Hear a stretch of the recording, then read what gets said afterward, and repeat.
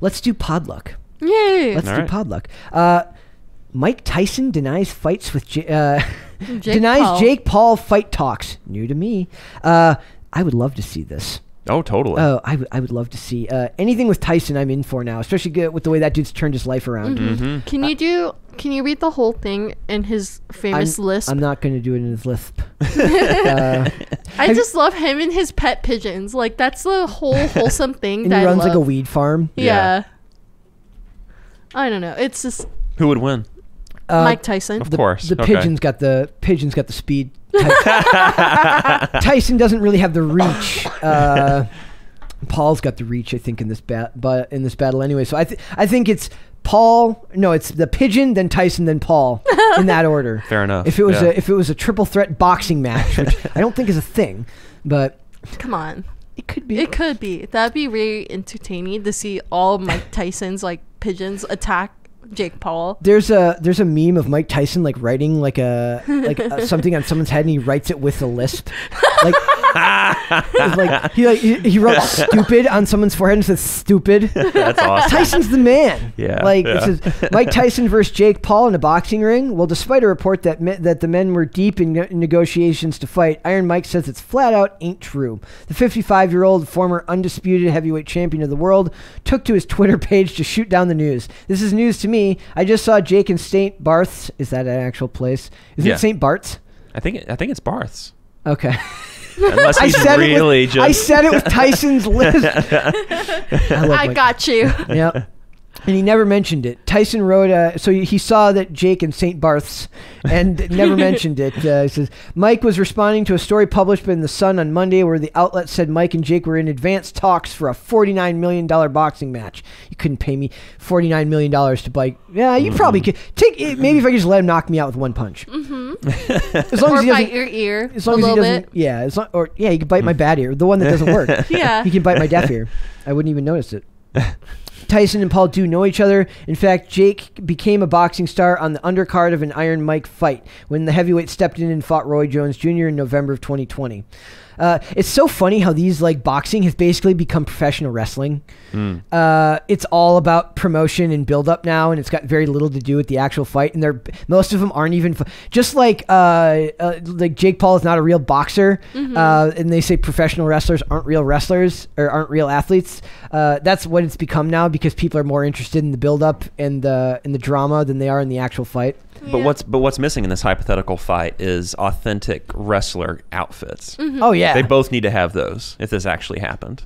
Whenever they have the debates about why women wear such they're like women shouldn't dress like that when they're superheroes. It's not tactical.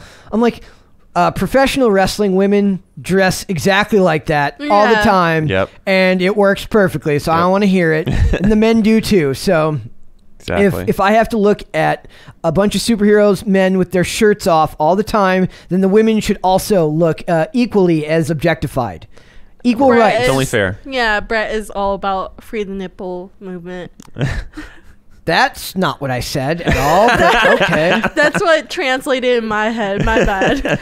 Because I heard shirtless and I was like, oh, women. Yeah. Well, no, they make the joke about, in comics, it's the joke about the boob window, where the top, like it's literally designed to reveal cleavage. It's like, that's exactly how professional wrestling women dress. It's literally, it's part of the culture. It's part of nobody wants to go watch. It's so weird how in the society we live in now, we've become weirdly conservative, but for different reasons. Yeah. Before you were conservative and puritanical for religious reasons. Now you're conservative and puritanical to prevent men from enjoying anything. Well, that's bizarre. They don't care that women dress like that. They care that men like that women dress like that. Right. So that's what they take issue with. So I want to see Tyson and Jake Paul fighting with long T-shirts on. I don't want to see any. Yeah. So ooh, they should fight in like kilts. That'd be cool. I want one of them to be dressed like Ultimate Warrior. Oh, that'd be funny. That's what I want. Yeah. Run down to the ring with the tassels on his arm. His wife is still alive. His wife is still alive. She could do the announcing. There you go. God. I like it. It would be funny because Mike Tyson can knock him out in one punch. Oh yeah. Oh, Well, so I mean, cool. didn't they find out that in the Mayweather fight that it was an exhibition and that there was never actually going to be like? Then that sucks. Yep, exactly. So, yeah, what can you do? So, I love Mike Tyson though because he's turned his life around in such a unique way. Like he's turned himself into. He took that big personality, and he's another one with a whole crap ton of baggage. Oh yeah. Yeah. Like he's just waiting to get like Uncancelable. I don't think you can cancel Mike Tyson at this There's point. a lot of those people where I'm just like, with the stuff they've said in the past, I'm always surprised that it's just like that it's just left alone, right? And some people are just, if they own it, then they own it. I made mistakes in my past, but the problem is too many people try to apologize and pretend like they've suddenly changed a ton, but they pretend like what they did before, like they knew it was wrong back then. They didn't think it was wrong back then. It was reflecting on my past behavior. Nobody actually talks like that. But these people that I would argue are uncancelable, they really made their names and they established themselves in the Empire era.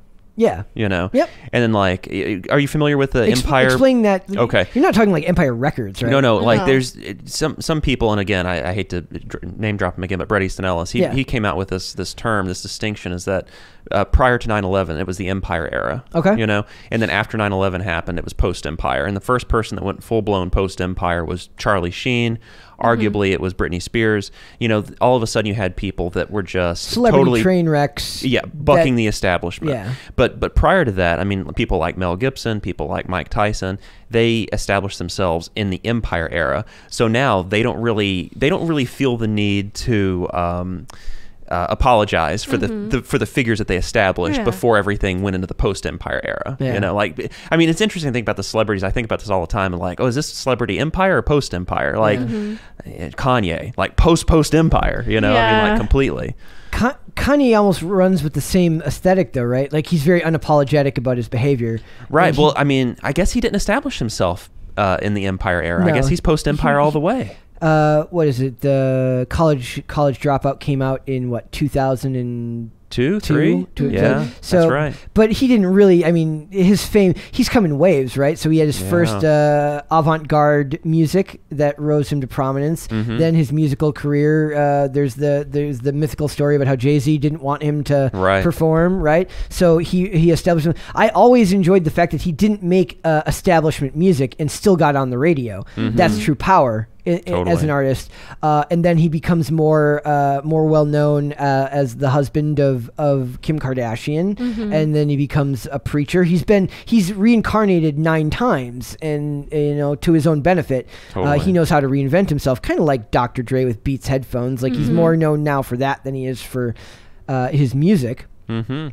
So I don't know. Like it's so does that make somebody like Jake Paul? Is he like this era's edition, like version of that, meaning that they're social media darlings that are kind of they're both extremely well branded, but they're also known for being less than wholesome all the time, I guess? It No, seems that's like he more is. like his brother. Yeah. His brother Logan is more like that. Yeah. Jake Paul, a lot of people do want to punch him in the face. Yep. So you make a career on people not liking you. Yeah. Yep. That's Whatever Jake. works. But then Logan, he actually turned his whole career around after the whole Suicide Forest incident. Yes. Well, that's what I'm saying. That's stuff like that. So I want to talk Miss Marvel for a second. I say Mike Tyson first. Fight him. Let's get that bout going. And have him talk in his signature lisp. Yes. Please. The whole time. So Miss Marvel is in trouble. Oh, man. Nobody wants to see this show. Or is it's a movie? Yeah, it's a No, I thought it was a limited series. It's a 6 I was surprised it was only 6 episodes. While most of them. Oh no, Hawkeye was 6 episodes as well. Yeah. Okay, so that's on par. Nobody cares about Miss Marvel. Kamala Khan, the character of Kamala Khan, at all. Well, they did come out with a cartoon series where she was with Spider-Man. She was kind of cool. Had Spider-Man in it, so that doesn't count. It's Well, it also had Squirrel Girl in it. and nobody gives a crap about Squirrel Girl either. Well, okay. Come on, it's a girl with rodents. It's not Why Rat would Girl. just because James Gunn was able to pull off Ratcatcher 2 in the Suicide Squad does not mean that those are always going to translate to, this is like all new Marvel. This is a horrible era as far as comics go. That's true. But come on, she's the first Middle Eastern. Muslim Descent, superhero. yeah. So, of course, it's going to be full of identity politics. It's going to be full of virtue signaling. Speaking about identity politics, I was doing more research on this character. There's a famous quote from her that says, "Sometimes I think being a superhero is the only thing I'm good at. In America, I'm Pakistani. In Pakistan, I'm American." That's the only famous quote from her. Yep. And I'm like, really? She's more known for having a really awful set of powers where she can stretch like nobody wants to see your hand grow 3 times normal size and punch somebody in the face. Yeah, it's pretty weird. It's just not aesthetic. Now give me what was the not Gumby but the Stretch Armstrong show. Yeah. I will take a Stretch Armstrong show. If you want to make it Stretch Michelle Strong and make it about a woman, fine. But I want to see a Stretch Armstrong show. Starring come Chris on. Pratt. Yeah, that's true. Chris Pratt will do it. But also, we still need to watch that terrible Beanie Baby movie. It's out on HBO Max now. Oh, it's already out? Yeah, it's called Beanie Madness, I think, or something. Oh, no, that's the the lines. documentary. That's the documentary. That's not the Elizabeth Banks one. Nobody, on! We're not watching the Elizabeth Banks one. Why? She's not getting a dime of my money. Oh. According to the direct, the reshoots will be significant and may suggest that there's trouble with the project. Reshoots are a common practice in these industries. What's less common is how late after original production finished, how late after, and the addition of a new actor into that, which means like they were deep into the editing process and were like, this doesn't work. And that's hard to do. When you have a young actress, she could look very different now than she looked a year ago. Yeah. Right? So it says, Lizzie Hill of the Cosmic Circus confirmed the report, saying that the reshoots were definitely substantial.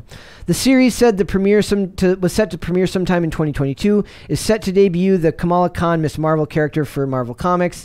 Controversy has followed the show for some time now. Fans' uproar over the series began after a report from the movie insider Daniel Rickman indicating Kamala Khan's powers would undergo a dramatic overhaul for her cinematic debut. They want to make it more palatable for audiences. I understand that. Like, I don't think the character really works, and it reeks of them wanting to like shoehorn in all of these characters that there really isn't a desire for it. I'd again bring Maria Hill in for a show before you do Kamala Khan. Yeah, that's true. Well, also, wouldn't this be, if they release the show, wouldn't it have a lot of backlash with the Muslim community? Possible. I mean, because like she's not wearing a hijab. Likely what will happen she's not wearing it, and like that's a big no-no. I know like Young Justice, like with their character Halo, that was kind of iffy because there was a scene where she's supposed to take off her hijab, but luckily there was no other men. Yeah. And she doesn't remember what her culture is because the mother bot invaded her body. So she basically has a new personality. That's why her name is Halo, because of the mother bot. But basically the lady was like, don't worry, there's no men. I can help you clean your hair. Yeah. So it was kind of like that. But is this show going to be the same thing where like she's wearing that helmet, like you can see on screen? She's wearing the helmet because a guy is not supposed to see her hair. I'm sorry, that costume is awful. It is. It's truly. It looks like cardboard. We talked about the Batgirl costume yesterday, and I thought that was bad. I'm sorry. Like higher. There's a website that where I've been getting some articles from. They have a whole section dedicated to like really talented cosplayers who have a quarter of the money and way more talent to design like accurate costumes. Yeah. I've seen some of their like creativity. It's so beautifully done. Like some of them actually do make it out of cardboard and make it look nice. This legit looks like cardboard, where you get it from the cereal box and like cut it out and go like, this is my helmet now. She kind of looks like she's wearing a motorcycle jacket and ran through a construction site on a motorcycle with red paint everywhere. There's no excuse for such a crummy costume at this point. Not from a Disney production that has more than enough resources to cover this stuff. Wait, what if that's not the costume? Maybe it might be different. Well, we'll see when it comes. So it says, instead of the traditional Mr. Fantastic-esque stretching powers, the Marvel Cinematic Universe's Ms. Marvel will have the ability to create constructs from light, much like DC's Green Lantern character. That's kind of cool. Like, I have a feeling like a lot of the elements that we're going to hate, right, that I would have hated, will be filtered out, and it will be made as bland and palatable as, you know what I mean? Yeah. So we always complain, and I admit that I fall into this trap where I complain because I like to complain, but I know that it's going to be doubly sanitized by the time it comes out. It will be very bland and digestible. It'll basically be the fast food of comic book productions. Of course. What you notice, there was an Eric D. July video recently where he says there's just no passion in it anymore. None of these people are passionate about these projects. They're passionate about the way that they can use these projects as vehicles to further their career, and I believe that 110%. You can see it in the bland performances. They don't care. Yeah. They don't care about the reason people adore Henry Cavill as Superman and in The Witcher is because even when the script isn't necessarily great, you can feel his passion for the source material in the way he does. And granted, he's also a fantastic actor, but you can feel the passion for the source material in his performance. And I would argue that for a lot of these things, you don't necessarily need an actor that's passionate about the source material, but you need an actor that's passionate about getting it right. They need to understand that that what they're doing there, they're standing on the shoulders of giants. The reason that these properties have built up these IPs that are worth gazillions of dollars is based off fantastic writing and cultural relevance that spans longer than we've ever been alive and longer than we ever will, than far before we were born and long after we'll be dead. These characters will carry cultural significance, and what we need is actors and writers and producers that are willing to put that first if they actually want the audience to feel some type of emotional connection with this stuff. Right. So that was a little soapboxy. So basically, they said the new actor it says, we got this covered, and take everything from we got this covered with a grain of salt. They're very hit or miss. Reported that a new Pakistani actor, Mawish Hayat, has been added to the series during reshoots. That's weird. Adding someone that late in the process is definitely not normal. It's like they found a story element that didn't make sense, and then they had to add it in post. Yeah, they got to justify it after the fact. Yeah, and normally you can get away with that stuff. Like you can leave stuff out and people will fill in the blanks, but if it's that noticeable, something bad happened in the script writing process. So having first debuted in the comics in 2014, Khan has struggled to find an audience with multiple series being canceled and rebooted. That's par for the course for her stuff. The new #1 every so many months. It's what it is. The daughter of Pakistani immigrants living in Jersey City, Khan is often praised as being one of the first prominent Muslim superheroes. In 2013, the founder of Muslima Media Watch, Muslima Media Watch once told the controversial Qatari-funded outlet Al Jazeera that Kamala normalizes the idea of American experience as a Muslim. That's fine. I mean, as long as it's not all there is. Right. It can't just be that. The joke is like, why do characters like not joke, but the idea is like, why does Superman, Batman, and Spider-Man succeed? Not because they're straight white and male, but because when you're straight white and male, you don't have any other thing to fall back on. Also, they don't talk about like their religion too. Yeah. They don't go like, so Superman is very Catholic and then Batman is very Christian. They talk about Daredevil being Catholic. Yeah, but it's fairly relevant to Daredevil. But how often do they shove it down your face? Exactly. It's played as a backdrop. It's not the most important aspect of the character. So these characters succeed because it forces the writers to be creative with their stories.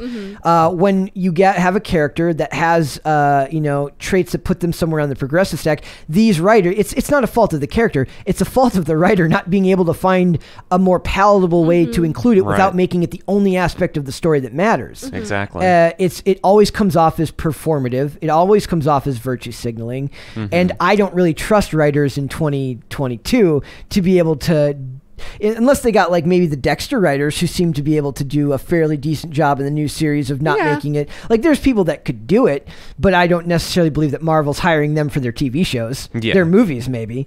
Right. So I don't know. The costume is awful. Just fix maybe if the reshoots were to fix the costume. Problem. Yeah. Well, also I think that might be the prototype costume because like, you know how Miles Morales, like he didn't have the money, so he bought a Spider-Man costume, so it gets better, and then it gets better because that's not her final costume. Okay.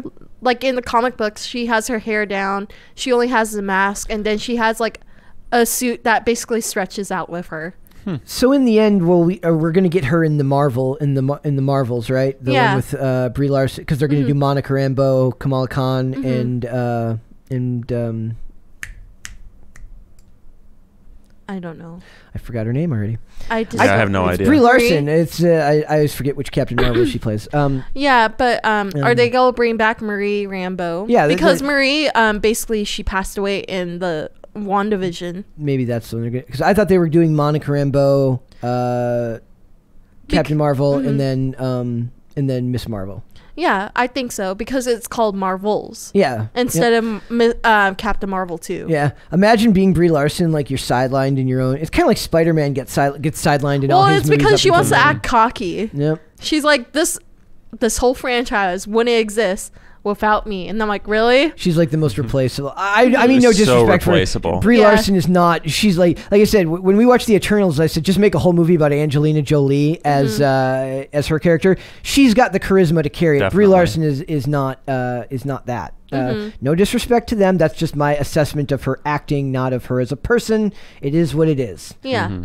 I'm horrible for podcasts because I don't deliver the rage bait. I always equivocate. I'm like, I don't mean anything bad by it. I'm just saying that it's good to qualify. Yeah. Well, because I don't like the idea of just being rude for the sake of being rude. I'm just saying that's my personal opinion of what's going on in these situations. So we'll see how this works out. I don't trust the Marvel. On one hand, I don't trust the Marvel writers to be able to do this character justice without making it all about those aspects. But on the other hand, I also don't believe that Marvel wants to make things that are all that overly incendiary, and it'll probably be very bland and boring at the same time. So either way, the actress loses. Like either way, the production loses. So we will see.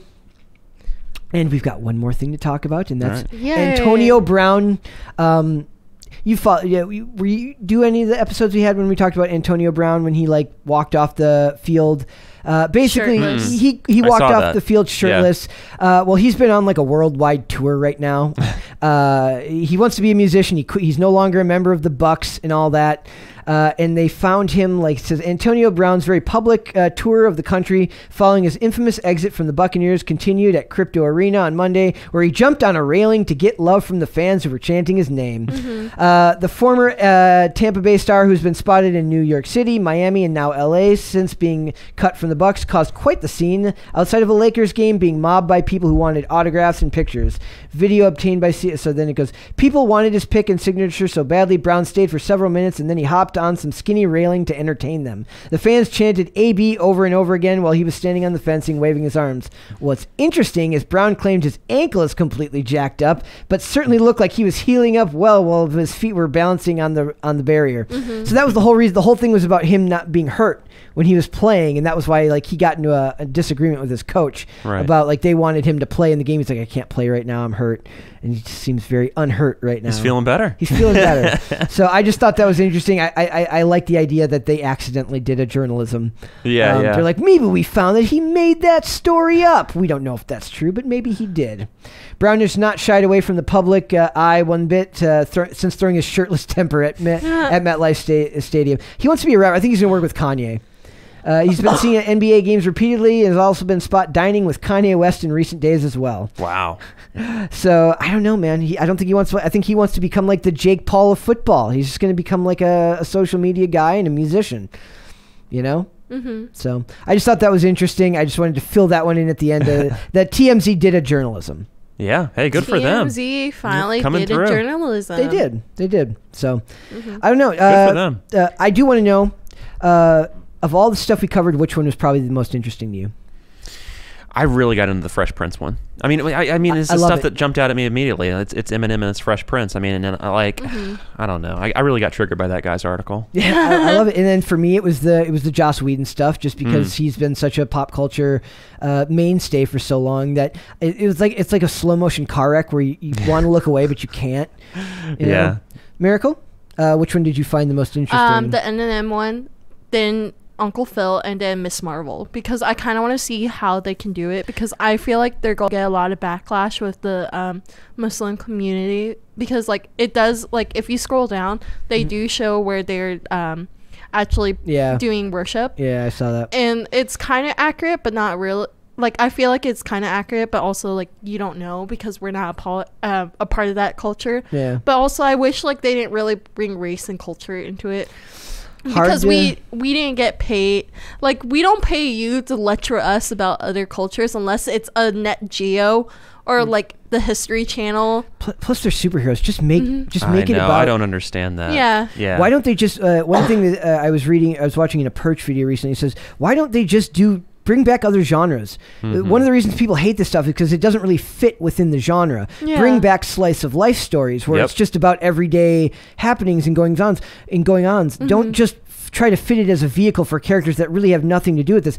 I don't need to see That's what a character that fights global or like cosmic threats dealing with mainstay American social issues. So. Well, that's what YouTube is doing. So one of I just recently got to like watching him. His name is Pablo from Tokyo, and he's a Filipino American that moved all the way to Japan. He has a Japanese wife there, but he interviews like each people who work in Japan, like a slice of life of their whole living. Like he interviewed a guy who's like a garbage collector, another guy who cleans all the $1 lockers that you see on the streets. Cool. So I feel like they are trying to do it, but then it gets political. It's just not. It's just in a different medium than what we're watching. So maybe it's our fault. Yeah, it's your fault, millennial. It's been our fault all along. I'm just gonna call him a millennial. Go like, that's your fault.